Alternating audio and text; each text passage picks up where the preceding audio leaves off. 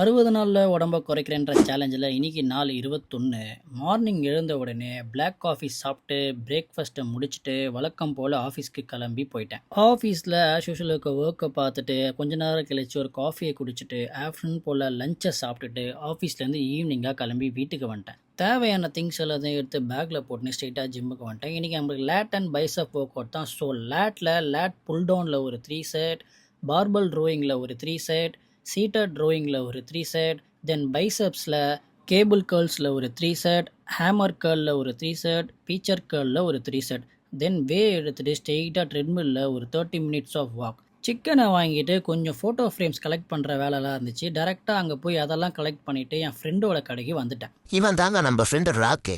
இவன் ட்ரிபிளிகேரில் மெடியோ ஷாப் வச்சுக்கிறான். உங்களுக்கு ஏதாவது மெடிசன் வேணும்னா 10% டிஸ்கவுண்ட் தாராளமாக தருவாங்க. அதுவும் அவங்க அப்பா இல்லாத நேரமாக போனீங்கன்னா 20% 25% தருவான். அதுவும் நீங்கள் பொண்ணாக இருந்தீங்கன்னா கண்ணை மூடி ஃப்ரீயாக கூட கொடுப்பான். ஸோ போய் ட்ரை பண்ணி பாருங்க.